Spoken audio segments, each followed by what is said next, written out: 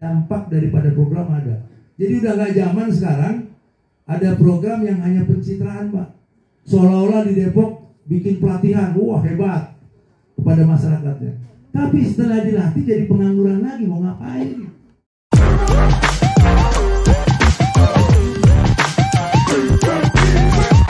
Ada di sini curug 2, 3, 4, ya, curug 5. SMP-nya nggak ada.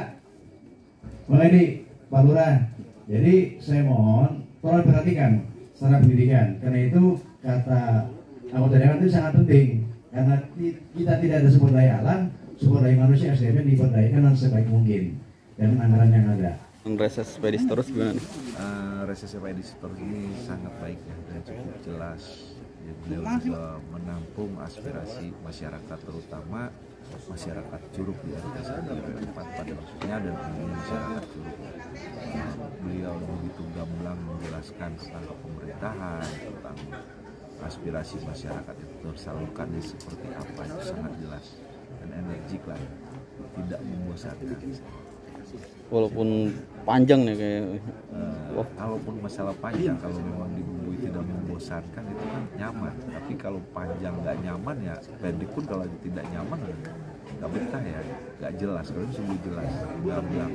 Nah, di dalamnya itu juga terdapat ya sedikit pendidikan lah, edukasi warga bahwa alurnya itu seperti ini gitu. Penyampaian aspirasi sampai terrealisasi itu seperti apa. tadi apa nih? Inian warga, keluhan warga atau masukan yang nantinya harus diperjuangkan oleh Pedistorus atau sebagai ketua LPM, apa nih yang harus jadi prioritas di Kelurahan Curug ini?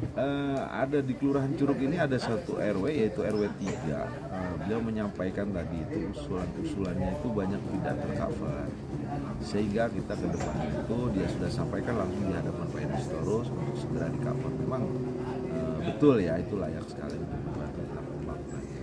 Yang lainnya itu ya berbentuk infrastruktur ya, seperti permohonan tenda kursi, terus hadroh, sound system, seperti itulah Pak, untuk menunjang kegiatan masyarakat di lingkungan.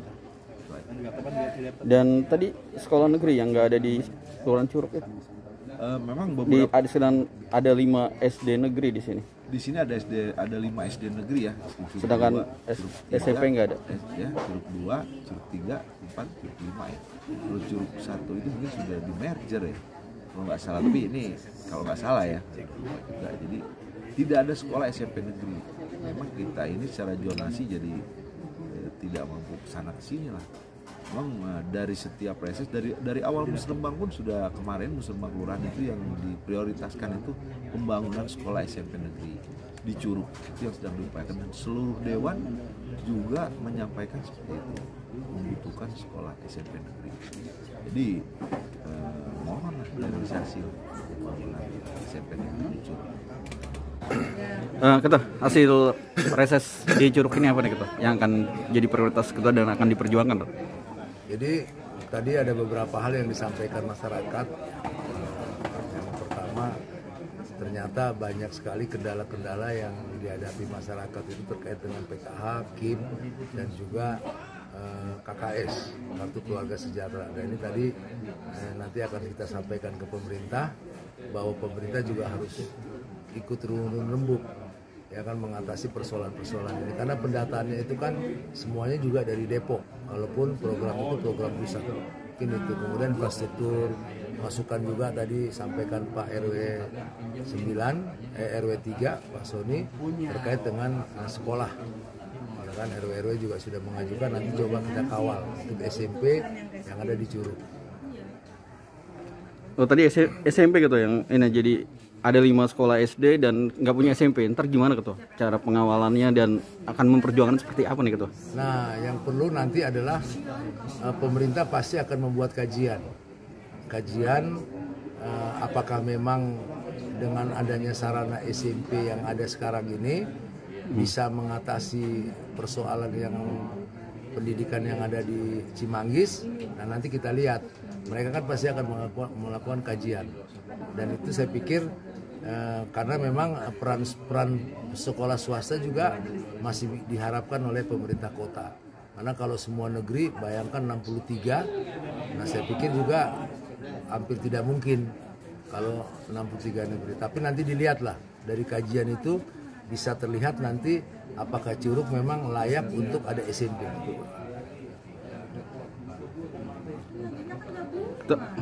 Ada tambahan nggak dari ini?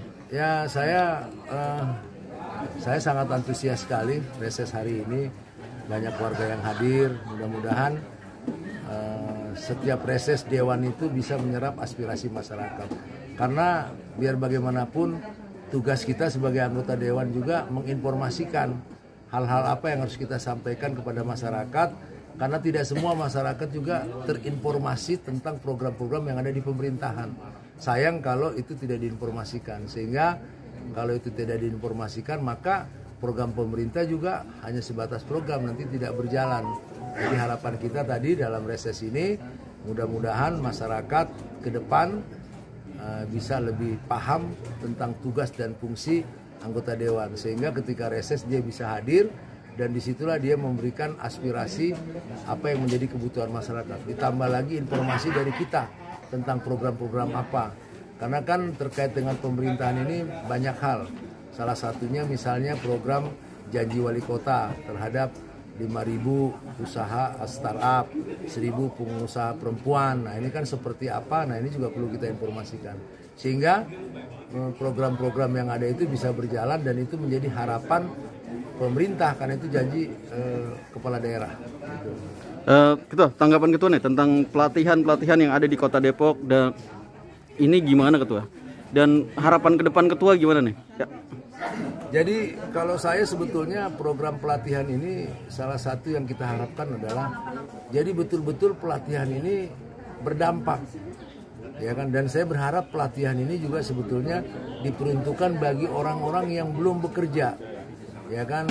Artinya dikasih peluang untuk mereka dilatih. Setelah dilatih ya harus dipikirkan modalnya, harus dipikirkan peralatannya, harus dipikirkan juga bagaimana tempat dia untuk usaha, sehingga apa yang menjadi program pemerintah dalam pelatihan ini akan berdampak, misalnya mengurangi pengangguran, ya kan, dan lain sebagainya. Jadi itu harapan saya, betul-betul program-program yang ada di pemerintahan khusus misalnya terkait dengan pelatihan ini harus sampai ada dampaknya, harus sampai ada usahanya gitu loh. Jadi jangan hanya pelatihan setelah itu selesai. Nah itu saya pikir yang perlu dievaluasi oleh kita semua. Kalau itu terjadi berarti pemuda juga ini Ketua, pokoknya ada pelatihan harus berani ngikutin gitu ya. Harus, kan nanti bisa terevaluasi sendiri. Misalnya ada 1.000 orang yang dilatih, anak-anak muda, ya kan, atau perempuan muda, ya kan. Nah nanti bisa terevaluasi itu siapa yang sungguh-sungguh. Ya, tapi memang harus dikawal. Jadi pelatihan itu harus berkelanjutan, tidak stuck sampai selesai pelatihan selesai. Nah itu saya pikir saya dari fraksi Demokrat akan menolak program-program yang seperti itu.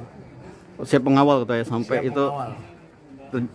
Dapat impact ya gitu ya. Harus ada impactnya. Jadi itulah yang namanya, karena kan ada RPJMD juga kita, rencana pembangunan jangka menengah daerah.